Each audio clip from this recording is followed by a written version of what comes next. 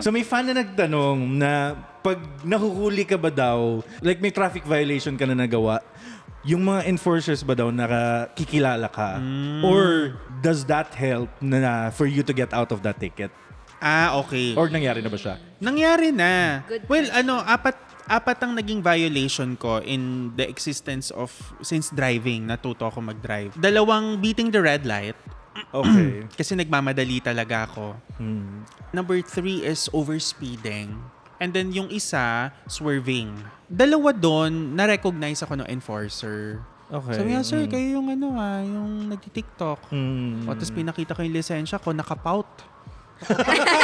So here's the driver's license. Sir, lisensya po, sir. ORCR. Ito po, sir.